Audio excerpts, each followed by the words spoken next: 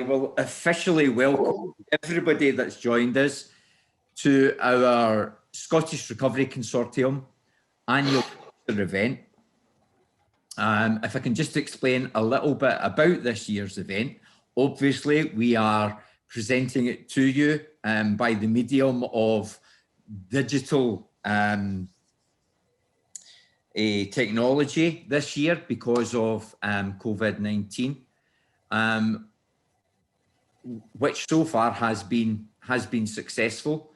This year, I would like to introduce you to Ed Day and David Best, two friends of Scottish Recovery Consortium. And David and Ed are going to speak to us and introduce the concept of lived experience recovery organisations. We are also joined by a group of friends from south of the border, who Michaela and I have been working alongside with Ed and David. We refer to them as recovery connectors. We're very privileged to have Dorothy, Dave Hyam, I think Tim Sampey is around, and apologies because of the split screen if I've not name checked any of the other recovery connectors who are available. But this group have been working together over the last few months to explore the possibilities of a UK organisation and a UK move towards lived experience recovery organisations developing and furthering their efficacy in their own communities. So basically what that means for the agenda for this event is that in a minute I'm going to introduce both Ed and Dave to speak for roughly 10 minutes each. And then I'm going to widen out the discussion to include the recovery connectors and yourselves. So please feel free to take some notes and be ready to ask any questions, make any comments and give your perspective on the discussion.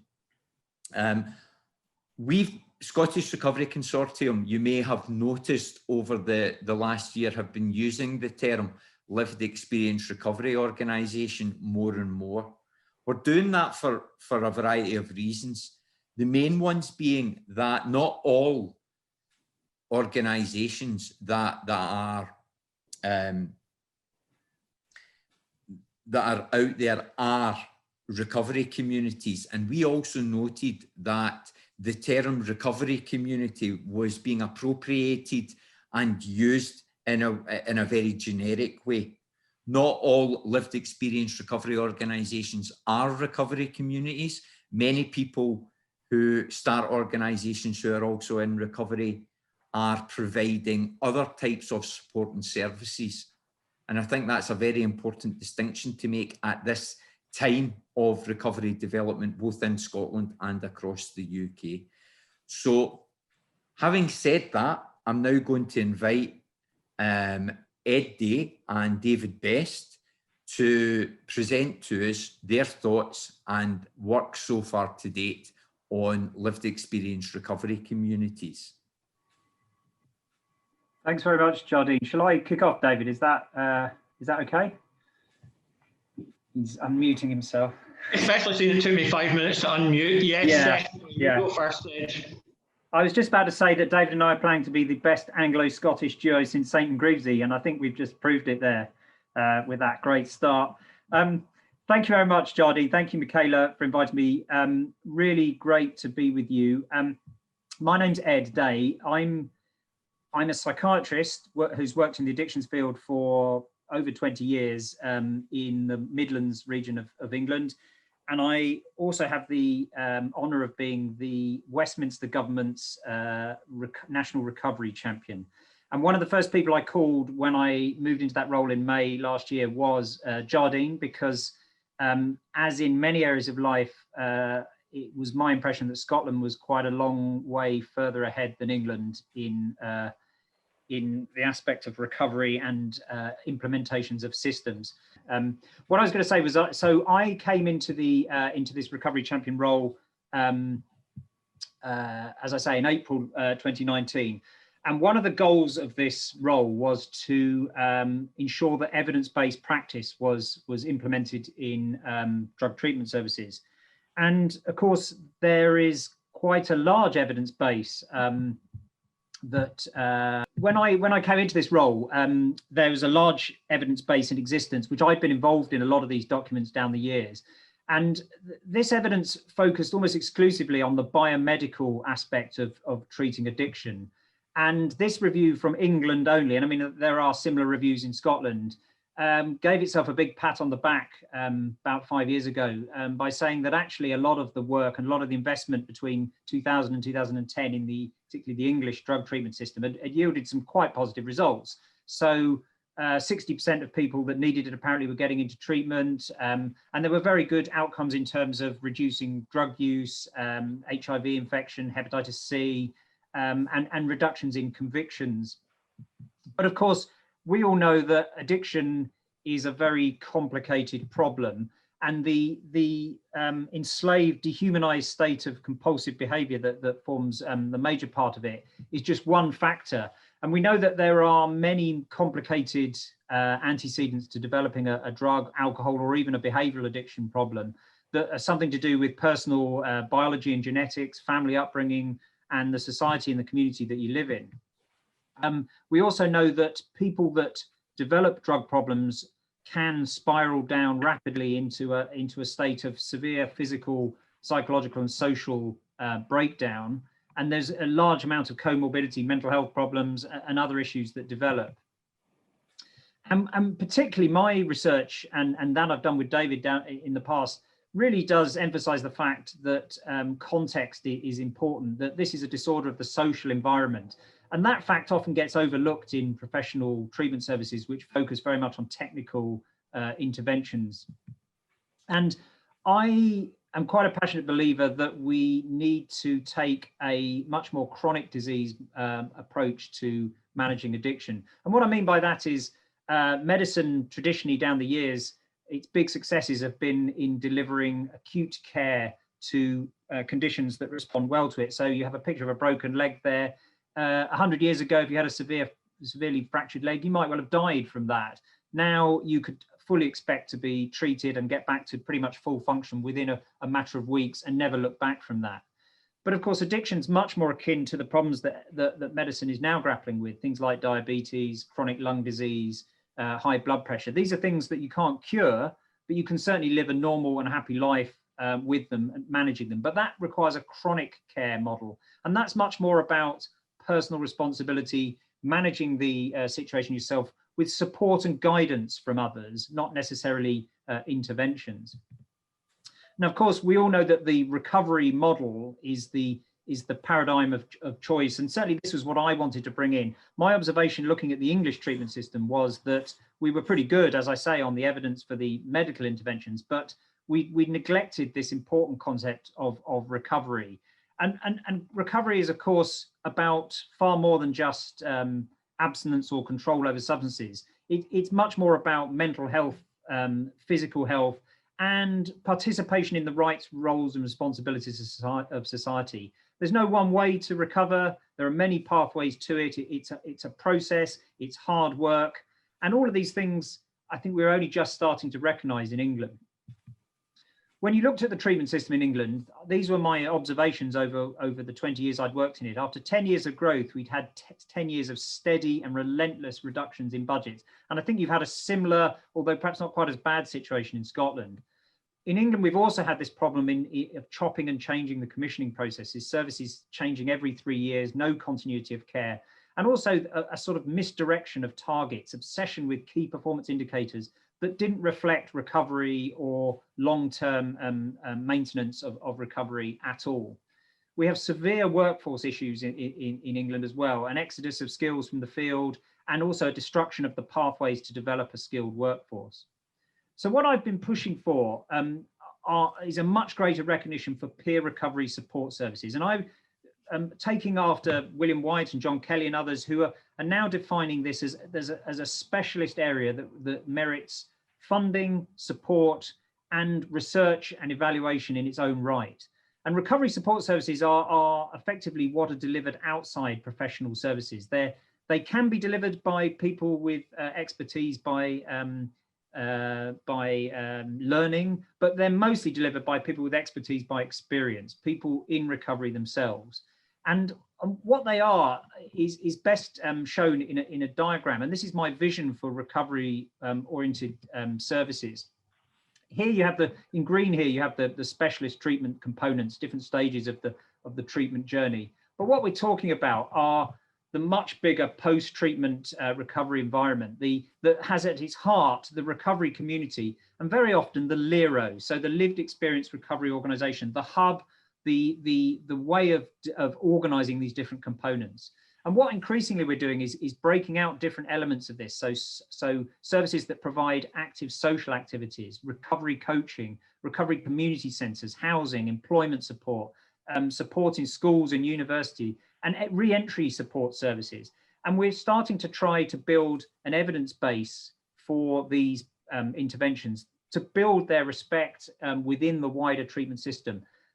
My personal belief is that the optimum system now all joins these two components up. It has an acute care component, it has medical stabilization for some people, but the heart of it is long-term recovery management and recovery support services. And of course, you also have mutual aid groups running throughout that, which is a route that many people may use without using any other component of the system. So in my final couple of slides, I wanted to think, what might the future bring? As you know, we have the Dame Carol Black review ongoing in England, and which should be reporting this month. And what I'd like to see in that is much greater investment in the clinical services, a return to the funding levels we had in England back in 2010, but also a much greater investment in delivery of psychosocial treatment and particularly in staff training and supervision. But I'd also like to see this part of the system given sufficient respect and sufficient funding. The lived experience recovery organizations, they need ring-fence funding. They need to develop their own quality standards. They need to have clear staff roles and have those roles invested in both financially and physically.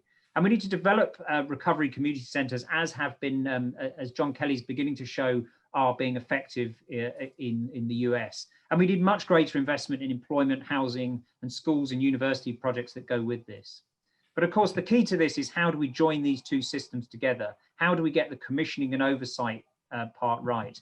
And this is where I think we need to really focus our efforts to think how we have two separate but respected systems that work well together. And I think they do work well together, because although this is presented almost like a flowing diagram from left to right, you enter at one end and exit at the other. Of course, it's nothing like that. We know that there's an interaction between both elements at all times. And I've given you a couple of examples here. Professional services can do more to interact actively with the LEROs and the recovery community. And the recovery community can do more to advocate and work at the front end in harm reduction services and other elements of the professional services. So I'm going to stop there and hand over to David, who's going to talk about our development of the concept of the LERO within this wider model. I'll stop sharing there, David. Thanks very much, Ed. That is brilliant. Ed sent me his slides yesterday, and I looked at his slides and thought, blimey, I'm not going to attempt to compete with that. They are far too slick and professional, and mine would look shabby and amateurish by comparison. And incidentally, just to correct Ed on a point, he may think of us as a St. Greavesy, but when we worked together, Laurel and Hardy and Abbott and Costello were more appropriate comparisons. But generally, people settled in Dumb and Dumber. So here we are back again, reunited, and I won't say which is which. Okay, so I'm going to do my talk in two halves, and the first half is, I want to say a little bit about the research evidence of why we need this. And I'm sure some of you will have heard some of this, but you wouldn't have heard all of it, because the last thing I'm going to talk about is a research finding that is brand new, because we've just discovered it hasn't been published yet. So it's also great to see so many familiar faces. So it is lovely to see several of you, and I'm delighted to see a number of people I recognize and know. A number of years ago, probably about 8 or 9 years ago, when I was working in Australia, I was challenged by the journal Drug and Alcohol Review to try and do something to show that recovery was more than just wishful thinking. So my word was not sufficient. So I asked a colleague called Keith Humphreys, who's an incredibly eminent American academic and researcher, if he would do a review of what we know works in recovery. So to basically to get over this idea that there is meaningful recovery research. So with a PhD student called Anna Lemke, they did a review and basically they said there's 3 areas where we know the evidence for recovery is overwhelming. And those 3 were Oxford houses, which is a specific time for recovery housing, peer-delivered interventions, and 12-step mutual aid groups. So those were they were the only 3 areas. And what do all 3 of them have in common? They are all peer-based and peer-delivered interventions. And I think it's important to start from that assumption of saying, we know that these things work. Peer-delivered interventions actually have a stronger recovery and evidence base than any professional intervention. But that shouldn't be taken as an either-or. And I'm going to actually go back in time to a 1999 study by a guy called Fiorentini, where he dispelled a myth that to some extent, and to be fair, has been perpetuated on both sides, that people either benefit from 12-step groups or they benefit from specialist treatment. And what Fiorentini's study showed was that people who go to mutual aid groups and go to specialist treatment services do better than people who go to either of them on their own. And this is a massive thing. This is a massively important thing. It's not a competition. And people there is an additive value. Now, why am I bringing this up? Well, over the course of the last 3 years, I've been running a European study called RECPath, where we've looked at recovery pathways in Scotland, England, Belgium, and the Netherlands. And we've actually just got some funding to do a further wave of this in the light of COVID. And I know for a fact there are people involved with the SRC who've participated in this, so thank you to anyone who's taken part in these projects. But what I wanted to show was we have the first ever British evidence that backs up the Fiorentini effect. So I've just been writing the final report for this study at the moment. And what our results will show is that in 3 areas, around offending, around social function and social support, and around quality of life, people whose recovery journeys includes mutual aid groups have significantly better functioning and outcomes than people whose recovery journeys don't have mutual aid groups. So for your traditional studies, which measured only things like drug use outcomes, we wouldn't show an effect. But on those clear added value, positive strength-based well-being factors, people whose recovery journey includes at least some element of peer-based recovery support have better quality of life, have better social support and social capital, and have lower offending.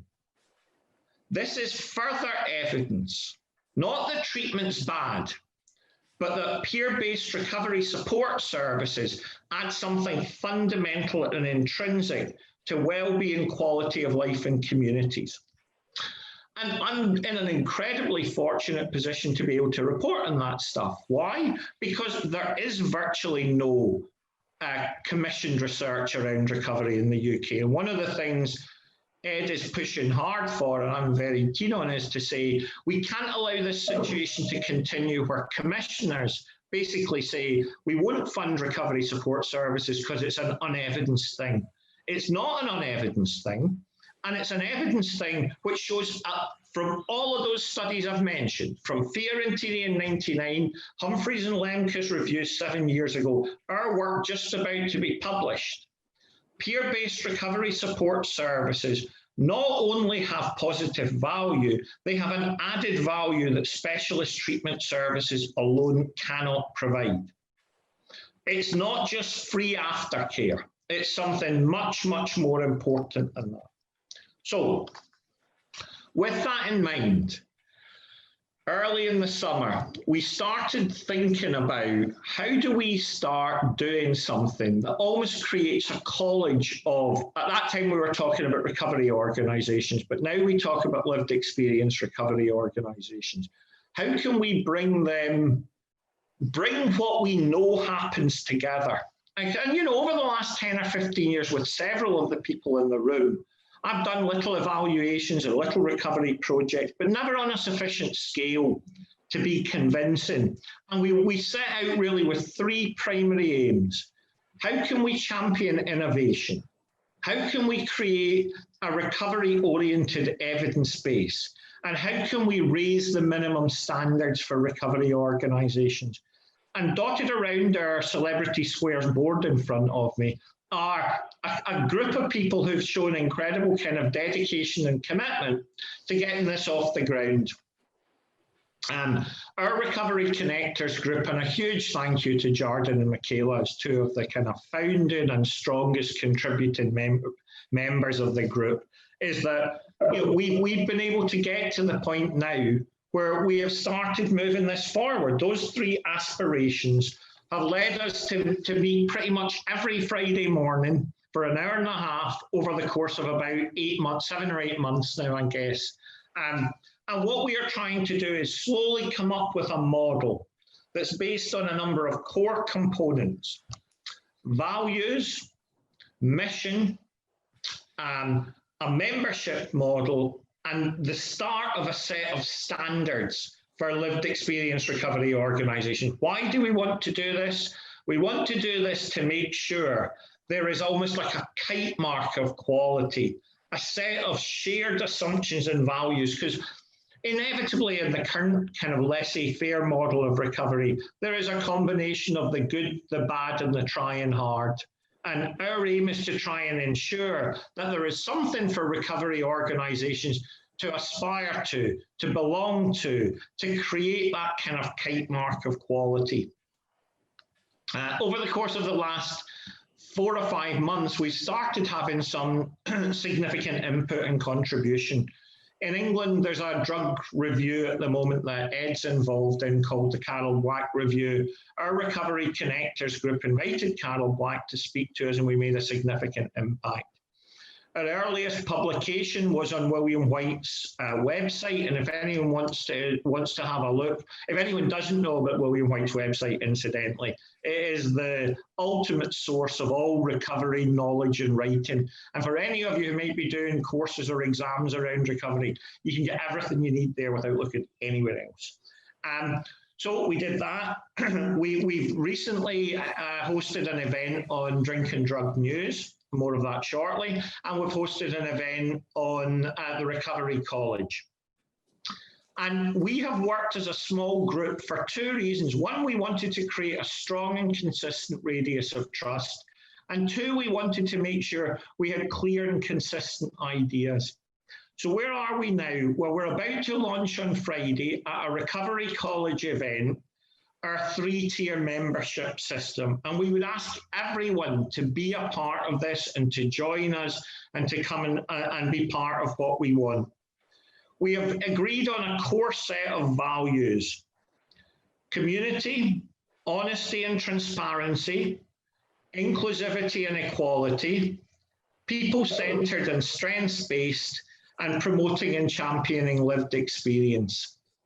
Those are our core values, and not in that order particularly, because to some extent the very last one, promoting and championing lived experience, is the absolute heart and central golden thread of everything we do.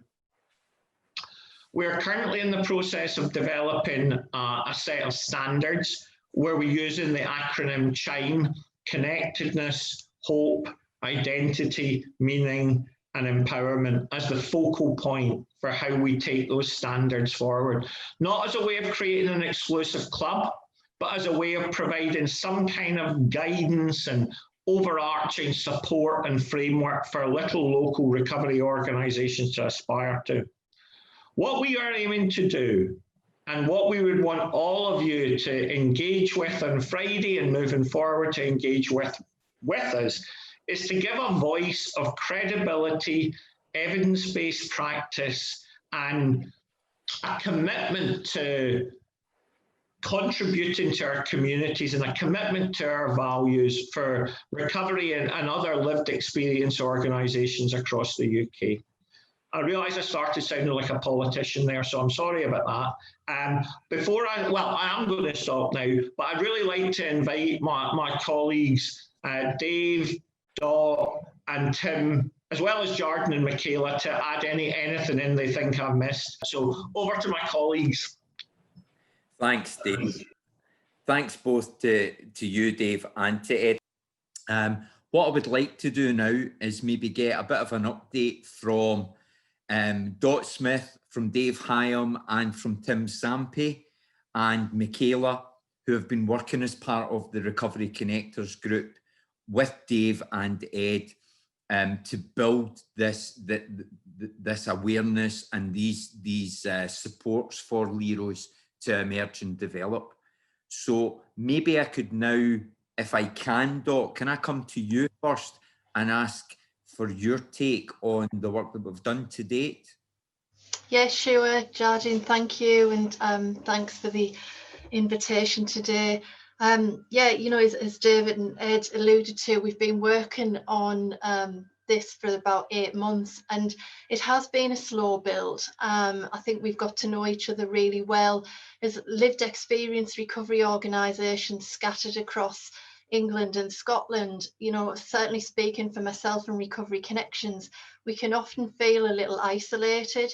So it's been a great opportunity to share learning, share experiences, and build up the values and mission and membership of what we hope will provide a great resource nationally for smaller LEROs, larger LEROs, and just for all of us to come together, really. You know, strength in numbers. We do often have to fight that little bit harder across the landscape to be heard. We're lucky in Middlesbrough that we are commissioned independently as part of the drug and alcohol contract, but I know that's not the same for all LEROs. We do a lot of work independently in the community as well as that contract, and you know, the power of lived experience and the community support is valuable, and we want to see it grow. Thank you, Jardine. Thank you, Dot. Thanks for that. I'm going to come to Tim Sampe now. Tim, would you like to say some words, your reflections on the work that we've done as the Connectors group? Yeah, just work out how to unmute myself. Can you hear me? Yes, indeed. Yeah, good. Yeah, I agree with everything Dot said. I think what fascinated me about this, when we set up the organisation that became Build on Belief, was 2005. So there's loads of money floating about. Service user involvement is huge in London at that time. We have a really good commissioner, and we get funded for 5 years where we can just play about and experiment. You know, these days you'd be lucky to be funded for 5 weeks, really. And I think what utterly fascinates me about the entire LERO experience, if you take the 5 or 6 of us that have been meeting up as the Recovery Connectors, the only thing we really have in common is the fact that we lived experience recovery organisations. What we deliver and what we do is completely different to each other. There's such a vast breadth of ideas and experiments and practice. And I think there's a huge opportunity for us as organisations and individuals and groups to teach each other stuff. I've been doing this on and on for 15 years. And one of the things I found saddest, I'm someone who goes to the DDN Service User Conference every year. It's the one chance where I kind of get to meet my kind of fellow LERO people. And the number of times I bumped into a little group of 2 or 3 people trying really, really hard to do something a couple of evenings a week or a little bit at the weekend to build some sort of recovery organisation and group, and have no idea how to take the next steps. Where do I get money from? How do I make this work? What sort of rules do I need? What sort of governance do I need? And I've always wanted to see a way that those of us who've been around for a while can help all those people coming up behind us to build those recovery communities in their own way, according to their own needs and for their own population, but using the stuff that we have learned over the years that worked. So for me, this is kind of really exciting. I think it's terribly cool. I'm very, very excited to be part of this. Back to you, Jardine. I really love what you just said there about the richness and the breadth of different types of projects that people in recovery are bringing to the fore. And I think that's something for us all to reflect on. It's a very positive message, and it's, you know, if ever there was a time when we need to reflect on positive messaging to galvanise ourselves for the next stage of development, it's now. I am now going to introduce another recovery connector, and I'm going to introduce Dave Hyam. So if David Best and Ed Day describe themselves as Laurel and Hardy, Dave Hyam and I think, would be happy to describe ourselves as the Ant and Deck of the recovery connectors, being that bit younger and more happening for the youth, don't you know? I love that. I love that. Then Laurel and Hardy, right? You see, he's get tired of me introducing him, and he just wants to jump on and take the show. So over to you, Dave. Oh, sorry, mate. Not at all. When you go, I'm always interrupting, but there you go. But I love Ant and Deck. I don't know who's who, mine. So, but yeah, I just what everyone else has said about it, I think it was really eloquently put. Ed and David leading up to that. So it's only to bring my personal experience of why I've been involved in this and why I'm so passionate about it, because being in recovery for 15 years and working within recovery for the past 13 years, I've worked my way up on different levels and different stages and seeing the difficulties and the gaps and within services and the need for lived experience recovery organisations to be recognised, really, and that's one of the reasons why I'm involved, is because I don't think LEROs get the recognition they deserve. I think Dave mentioned around the evidence-based. I think the statutory services commissioners can see LEROs as doing the fluffy stuff, or you just go and do that, that fluffy stuff and take people for walks and blah, blah, blah. But we're much more than the fluffy stuff, and we need to be involved in the very beginning and right through the spine of any delivery of services. I've seen, polls, people have lived experience and getting the lowest wage, saying this, well, you're not key work, and we want professionals to key work and lived experience to just get wrapped around and just help the key workers. It seems like there's just crumbs off the table. It's when there's any cuts within services, the first thing that gets cut is the LERO organisations, no matter what the impact the LEROs are having. The shutters come down and the third sector and LEROs get cut, and the statutory providers protect themselves, really, and it doesn't really become about the people then. And that's why, I'm involved in this in terms of getting the recognition LEROs deserve from the front of service of working with drug-related death, because us at the Well have worked with drug-related death and helped to reduce, the number of deaths happening in South Cumbria, North and Central Lancashire, and it needs to be recognised for the impact it does. And also, as someone who's founded and the chief exec of a LERO, I think it's a really difficult and lonely place to be someone in recovery in this field. And I think what we've done in this tier one is we have a supervision space where we can leader to leader and support on each other in the difficulties of being in recovery and being in this environment. For some, some people haven't had the experience of the pathway up to a chief exec, especially if you've founded an organization. Suddenly that chief exec role is just thrust upon you, and then you have to learn to function and cope within that role.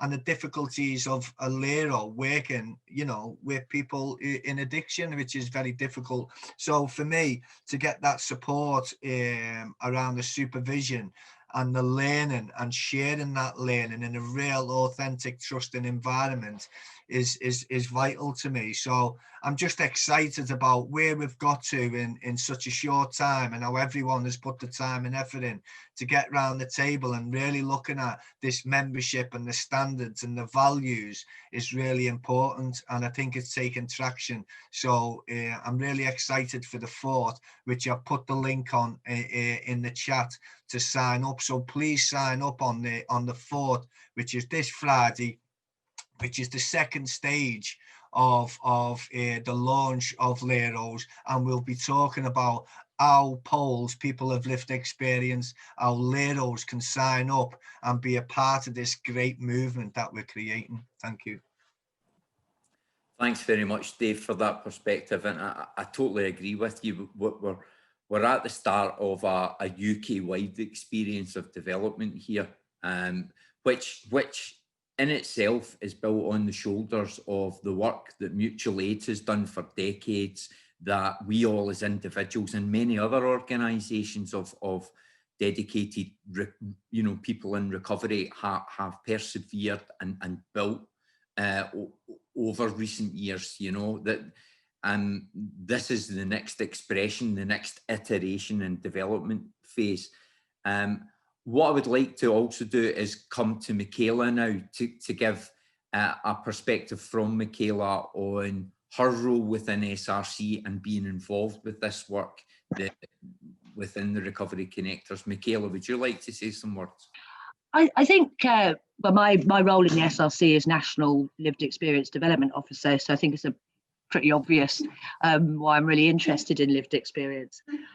I think there's two things that really fascinated me, is that we're thinking about lived experience organisations as something new, and in fact most of our most well-known and best loved big institutions actually started off as lived experience organisations. Few people with passion, with a desire to achieve something, got together. So for example, We Are With You Now at Action, that started off as, I think, as a group of concerned parents. ADFAM, the list is endless. But what seems to happen is that as these organisations grow, they lose maybe some of that frontline passion because they move out of community and they move into bigger things. So for me, it's fascinating that lived experience organisations are not new, and actually we can learn a lot from looking backwards and saying, well, why did those organisations do so well? And I would suggest it's because they were very much focused in the community and focused on the lived experience rather than maybe focusing on huge contracts. So that's one area of interest for me. I think the other area of interest is that we've always almost siloed ourselves in the addiction recovery movement or field. I'm not seeing we have common cause across lived experience organisations. A lot of the things we experience, a lot of the organisations that I'm coming into contact now, I wouldn't traditionally come into contact with as a person with an addiction recovery background. But perhaps my experience and the experience of other people in recovery is very similar to, much more similar to other marginalised groups than we think. And we can actually learn a lot by bringing that lived experience together.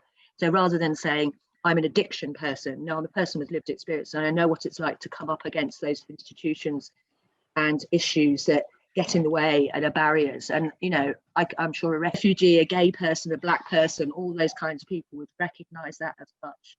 That's our common cause. So I think those are quite key things for me to think about. What I would also like to say is that Scottish Recovery Consortium over the last 2 years has been working to really narrow that gap between recovery support that has been happening for generations in communities across Scotland and other more structured interventions of support. And by that, really, I'm talking about third sector the public sector, whether it's NHS, criminal justice, social work, and organisations like CGL. We are with you, who are all of us are doing great work. But since I've become Chief Executive of Scottish Recovery Consortium, we have worked towards is narrowing that gap. And in order to narrow that gap and make the wide range of support more effective, it's imperative in our view that lived experience is recognised and acknowledged in a way that it hasn't been. It's not about doing the right thing. It's about making these supports more effective through that acknowledgement and recognition, which leads to real collaboration and partnership working. You know, if any of you have seen, along with our annual report document that we published prior to our AGM earlier today, we also circulated our prospectus on SRC's take on the offerings that we're going to provide to support recovery development in our recovery community development training programme. If you've had time to read through that document to learn about the training supports that SRC is offering as of now to recovery communities, LEROs, and staff working in structured provision across Scotland, what you'll notice is it's a combination of building the competencies and skills and knowledge base around delivering the also important community support that recovery communities and lived experience organisations are so good at providing. But it's also starting to equip recovery communities and LEROs with other competencies, being able to navigate commissioning, being able to connect into the already existing state structured services in a way that optimises the kind of support that recovery and people with lived experience already give. This is so important going forward. And it's why I, as Chief Executive of Scottish Recovery Consortium, have found the meetings that myself and Michaela have attended with the Recovery Connectors, with David and Ed and David and Tim and Dot and a few others, so important, and why we're so excited to take this forward to you today. So with that, I hope that it has given you food for thought, and I would invite anybody who has some comments or reflections to make or any questions to ask at this point, please put your virtual hand up and I'll come to you. I'm noticing, Donnie, you have your hand up, so if you would like to come in. Hi everyone. First, many thanks Ed and David for your talk. There's a couple of wee points I think, you know, that maybe England have over Scotland, and that their commissioners are still independent, whereas in Scotland our commissioners are local authority, and often with the quite drastic cuts in service provision and in funding, they've rightly went to their own service first, or as if maybe given there was so little to go on in their statutory. So for third sector and others, it's been a really difficult plough to furrow. But I think, you know, the key is, how do we fix this commissioning and oversight? And I think that's a crucial area that I've been really, you know, very much surprised and delighted with Jardine and my involvement with Jardine over these last years. But probably more than that, somebody I've had quite a long association with, maybe, I don't know, David, maybe 11, 12 years since we were last together. And actually David was the architect and alternatives, first getting the funding for group work, and then setting the scene for us to use his research to actually get £800,000, which was a first in 2012, 2013, to create the Safest Houses, which is based very much on peer work on taking people into meaningful activity. And we've moved that on now in 2019 into buying or purchasing a 15-acre farm, a cafe, etc., moving into, you know, what Viktor Frankl talked about as, you know, this, you know, people need direction, they need travel, and they need, you know, something to stimulate, to aspire to, regardless. And I'm not labeling people as either people with addiction or people are people. And we move forward with that. I think the LEROs are a tremendous part of, it's been a tremendous part of our organisation. Our staff is probably half and half. We have about 30 staff. We have about 15 people coming from a lived experience. They didn't get the job because they had a lived experience. They got the job because they were good at it. They brought a passion, a skill base. They brought all of that to it, you know. So, you know, I just wanted to thank the two lecturers.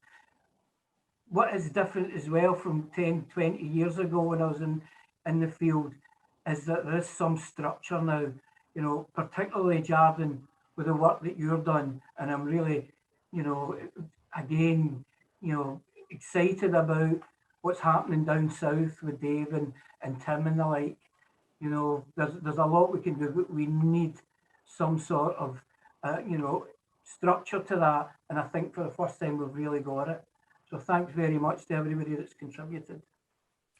Thank you, Donnie. Thanks for that, for your take and for your summary of some of the work that's been presented so far. I'd like to come to Delphine now.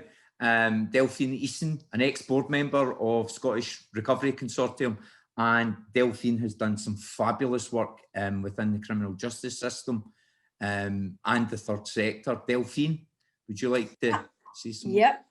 Hi, everybody. Nice to see lots of familiar faces. People I haven't seen for years sometimes. I was just wanting to ask the speakers, and thanks very much to both of you. Do you believe that government funding currently available, that a proportion of that should be allocated to the lived experience, peer-led recovery? And if you agree, what percentage would you think should be allocated and handed over to that type of provision? Brilliant. Particularly if we're looking at transforming services and provision overall, because we clearly need to be doing something fairly dramatic to affect an impact on like drug-related deaths. David, do you want to, and I'll come to Ed. Perfect. So I know we have certainly had this discussion. Ed has even gone as far as talking about it in percentages, and I'll let him talk about that specific bit. But look, absolutely at the heart of what our work is involved, and a clear thing we recommended to the Carol Black review was an independent funding stream for lived experience recovery organisations. And you know, it's been, I wouldn't claim to know much about Scotland. It's a long time since I lived there, but I hated that when I was there, that lived experience recovery organisations survived on the crumbs from the table of the statutory services. And in England, to some extent, it's probably even worse. There's this constant churn of commissioning, recommissioning to large organisations who are to some extent profit-driven, and the amount that's made available for lived experience recovery organisations is pitiful. As Dave said, they're fragile because of it. They're not given the chance for continuity. And it's Delphine, it's absolutely critical. There's an autonomous, separate set of commissioning processes for LEROs that they're commissioned and evaluated on their own terms, not as a kind of quasi-treatment service, and that they are recognised as providing a unique, specific, professionalised specialism. Thank you. What I would also say from a Scottish perspective before I hand over to Ed on that, Delphine, is that SRC in this financial year in 2020 has got a recognition from the Scottish Government of the place that lived experience inhabits and the potential that lived experience has to actually input into the quality improvement of the whole system approach of treatment. That's reflected in the uplift that Scottish Recovery Consortium has received in its core grant funding from Scottish Government. And as part of the deliverables of our funding, we have been tasked by Scottish Government to ensure that lived experience play their part in providing direct support around things like drug deaths, okay, in the provision of psychosocial support, because it's a, you know, we're all very used to hearing from treatment providers, oh, we know the importance of psychosocial support, but we're not resourced to provide it. Well, if traditional treatment services are not providing psychosocial support, it has to be provided. And people with lived experience have demonstrated to date that they're more than capable of providing that very effectively. So there is a recognition there. And it's, I suppose, a challenge and an opportunity for SRC and the recovery movement in Scotland to further evidence that efficacy in providing. And then the next step that affords us is to say, right, let's talk about a proper settlement and reorganisation within this quality improvement approach to the whole system. Ed, would you like to come in and give us a perspective from your positioning, you know, around government as to how you perceive UK government embracing this idea of how the resourcing of what lived experience has to offer is going to be recognised? Yeah, thanks, Jardine. I have said to, so Dame Carol Black is doing this review. Dame Carol Black is quite a forceful and well-connected individual who seems to be confident that she can make an impact on this particular government. There was a lot of optimism a few months ago that quite a bit more money would be coming into the field. I'm not sure we're quite as optimistic the longer the COVID situation goes on, for obvious reasons. But when she asked me where would you put that money, I generally would say, well, I'd give it all to the blue end of my diagram, all of it. I'd want to see, why wouldn't there be parity between the two? Because I personally think, I work in the professional bit, and the professional bit would be massively enhanced, as David says, if you had a stronger LERO recovery support service end of the spectrum. It'd be massively enhanced because there'd be a big synergy between the two. And I think I look at it and I say to people, what I observe about the recovery community, as opposed to professionals, or that's the wrong term, because many people in the recovery community are extremely professional. No, the people by experts by knowledge rather than by learning rather than by experience. But the difference, I think, is that people in recovery, in my experience, have an enhanced factor over people that are doing this as a paid 9-to-5 job, in that they're all there for the right reasons. They're passionate about it. They give far more. They do things. You can't keep up with people. Since I've done this job, you can't keep up with people because people want to have meetings. It doesn't matter what time of day it is, whether it's morning, evening. We're just passionate about doing it. And the enhanced giving back to the community is what lifts people with lived experience above that professional service. I'm not saying you need one or the other. You need both. You need both bring something to the party. But that's what the lived experience brings, in my view. And I think that could be harnessed at a much greater level than it is at the moment in the system. The danger is that with money comes regulation and targets, and this is just the way of the world. This is how it works. And that, as has already been said, has a tendency to kill that passion that people bring. But it's getting the balance right. You shouldn't expect people to deliver that for nothing. These are professional roles, and hence I talk about the whole system. It doesn't really matter who delivers which of the roles in any part of the system. People in recovery could be trained to deliver the professional roles.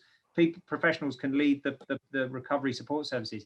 But I personally think that the recovery support service end of the spectrum is done much better by people with lived experience for the reasons I mentioned. So if you ask me a number, I'd be saying, well, why aren't the two halves of the system getting equal amounts of money? Yeah. Thank you. I agree. Thanks, Delphine. I think what's really interesting about what you said there, Ed, about what is the value of lived experience and where does that value emanate from? If you think about what recovery is on an individual basis, it's a transcendent process that takes people from a state of absolute desperation into through a process of connection with other people, which is unconditional.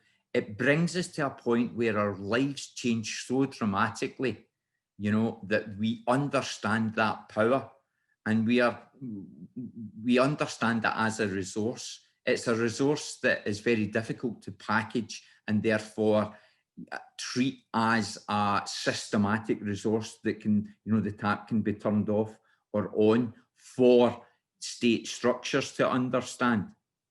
But all the more reason to have that experience, that knowledge, that wisdom working alongside the state response to some of its most vulnerable citizens, and another part of the state, other parts of the state other than national and central government that work alongside lived experience are the local commissioners in Scotland, the alcohol and drug partnerships, also, and I'm looking at this meeting today, a criminal justice and in particular prisons.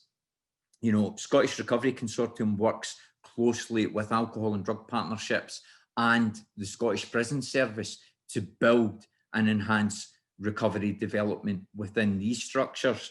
There's a number of ADPs in this meeting just now that I would describe as absolute recoverists, committed to that transcendent process and the power that lived experience brings into enhancing local systems. These are positives and opportunities to develop further going forward, and at the moment when, because of COVID-19, because of the drug deaths, both north and south of the border, there is at the moment a real tendency towards, feeling beleaguered and feeling we are experiencing a real negative hiatus. But please take heart, folks, because I believe we're at the point of a really exciting time for recovery development, for lived experience, and yes, for a change in attitude, culture, and delivery of state services for people who are experiencing, addictive behaviours. Michael, would you like to come in? Yeah, thanks, Jordan. Thanks, Michaela. I'd like to thank Ed and Dave for their lectures and everybody else that's contributed. It's really heartening. I'd like to thank the SRC for another piece of really good facilitation of to create more connectedness in recovery, which you've done for our part of the sector as well. And I'm Michael Trail, manager of the Greenock Houses, Jericho Houses. We've got a house in Ed's neighbourhood as well. We're residential rehabs with 12-step ethos, but I believe that the biggest part of our success is that we work with the seek and safety model of trauma. All our staff are lived experience, but we're also trauma trained, and the fact that we treat the underlying causes, the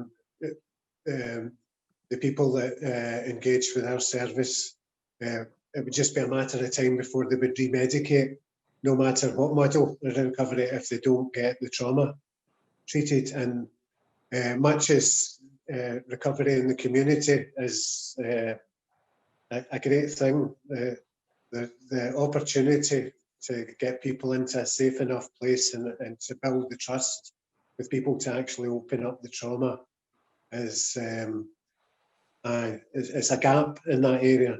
But we're all working together. We're all like-minded, and it's been a great to listen to the work that you're doing. You're preaching to the converted, but that's all. Thanks again. Many thanks for that, Michael. Great work. Thank you, Michael. Thanks for your kind words. I'm listening to what you were saying there. I was also struck with the conversations I've had recently with Dr. David McCartney, who is the clinical director of LEAP, which is a residential rehabilitation facility in Edinburgh in the Lothians in Scotland. David is also currently chairing the Scottish Government Working Group on residential rehabilitation. And David has commented on the power of lived experience and what recovery is in terms of, you know, treatment has very often concentrated on the biomedical model, but the long-term treatment is really a social response. And that's the understanding that people with lived experience have. You know, I am not in any way minimizing the significance of good treatment, right? Whether that's residential, whether it's medically assisted treatment, whether it's harm reduction or stabilization, I'm not at all. It's needed. People don't get recovery if they're not alive. And that's what a good treatment system should and could do, you know. However, if we want to offer genuine, authentic and accessible pathways towards becoming substance-free and being active assets within our society, then lived experience and has to play a part in that. Residential service provision has to play a part in that. We know that because of our own experiences as people in recovery, you know. And what's really heartening today in these dire times is that in spite of the dire times, and actually I think because of, you know, the dire times created by our drug death crisis or crises, if you talk about it across the border, we have the opportunity that we've never had before. There are alcohol and drug partnerships, local commissioners, national government, service providers, people with lived experience, all determined to work together. Let's acknowledge mistakes that have been made in the past, but not dwell on them and ask for people to be dragged out to account for themselves publicly. Let's acknowledge mistakes in the past so that we can avoid them in the future, put them right and work together to improve this system, you know. And that's where I believe we are looking towards 2021.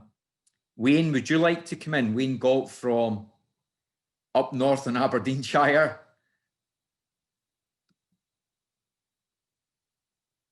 Hi folks, nice to see you again, Dave. Yeah, I just wanted to, sorry, this might be a trivial point, but at a kind of operational, practical level, I think it comes across as being quite a significant thing. So, first of all, lived experience recovery organisation. I wonder how many of our peer support groups and recovery cafes and all of the peer-led activities that are going across all the towns and villages in our communities, how many would self-identify as an organisation? I think, I mean, it might be a trivial point, but oftentimes I see through the best of intentions, commissioners, ADPs and others apply the dead hand of bureaucracy to these sorts of groups, you know, with the expectation that they are organisations with a constitution and objectives and sort of budgetary, you know, stuff, and that they can tell about their outcomes and all the rest of it.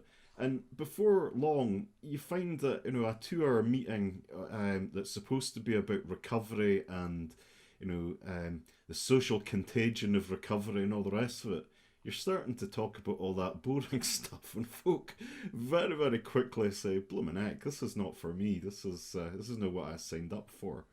So I don't know if we've managed to balance the fact that, from a funding perspective, we all operate in the same world. You know, there's apparently somebody once said there wasn't a magic money tree, although that was subsequently proven not to be true.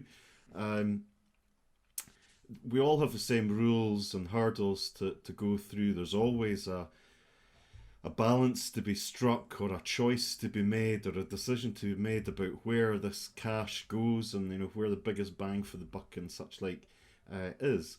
And there'll be nobody in this room, unless, as we were talking about earlier, there's a fifth columnist. There'll be nobody in this room who disagrees that recovery communities are absolutely essential and need to have much higher prominence in the recovery-oriented system of care that we have than they currently have at the moment. But how do we achieve that without, making this an industry that's driven by the bureaucracies and the governance and all the rest of it, without turning folk off who just want to talk about recovery and chew the fat with their pals and have that whole social contagion thing happen?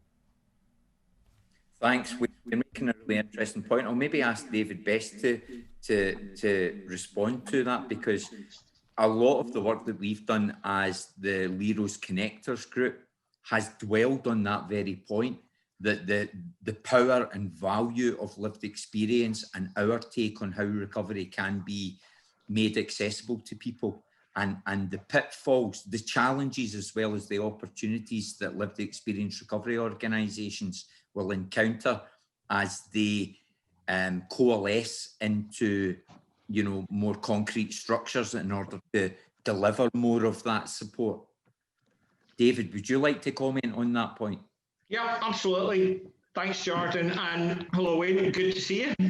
I guess, as Jordan said, this is something we've spent a lot of time talking about, and I think that the point for us is we don't anticipate that people joining LEROs or joining our organisation will ever become mandatory. The idea is not, I guess, for those little semi-formal, semi-informal groups to be part of this. This is for people who do have some kind of organisational structure and who are aspiring to create some kind of process of validation or verification that move towards some kind of evidence-based model. It doesn't in any way invalidate your point, though. I mean, one of the things we constantly have to be careful of is a twofold thing. One, that we don't become an exclusive members club, that we say we're in and you're out, and therefore your service is rubbish, because it's not about that judgment. And the second is that it doesn't become a kind of process of numerous jumping over hurdles through hoops to satisfy criteria you don't need. So we are really, really conscious of light touch. Conversely, and just as importantly, we want it to be something that's got some meaning to people, something for folk to aspire to and to be proud of. I think, as with recovery principles generally, it should be about attraction and not compulsion. I don't see this as being about, something to do with like a set of articles. It's about a set of values and a set of principles and a set of standards, and how people choose to apply them is kind of up to them. Now, obviously for us, it's a big leap if we end up going down near even the consideration of that. But what we want to do is to create a mission, a set of values and a set of standards that for people who are interested, they can sign up to and engage with us about. And I want to invite some of my other colleagues about this, because I think it's important to say part of the motivation has been that some of the places that are passing themselves off as recovery organisations maybe don't have a shared commitment to some of those values. Thanks, Dave. Thanks.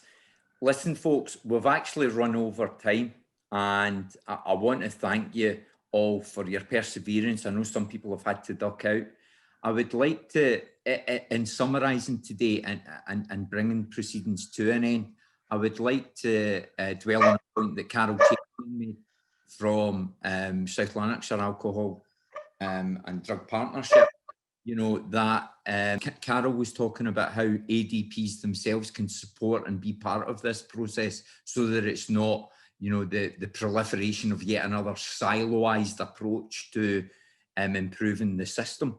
Well, one of the joys that I've had working over the last 2 years in my role in Scottish Recovery Consortium is the sense of collaboration, the sense of the willingness to get involved in doing things together and innovating together in spite of where we're coming from. It might be an alcohol and drug partnership. It might be somebody who's only been involved in mutual aid for a very short time.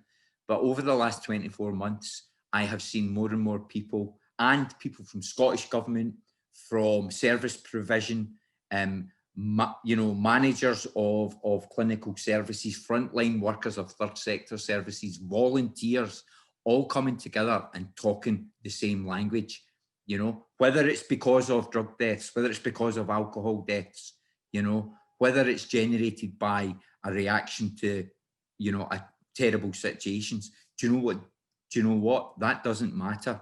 The coalition of the willing is becoming more and more clear and becoming more and more effective. And in terms of what we've been discussing today, 2021 and the years to come, we have an opportunity to really get things right, make things right, have fun doing it all together, and make a much more effective response from society towards some of its most vulnerable. I'd like to thank you all for spending time with us today.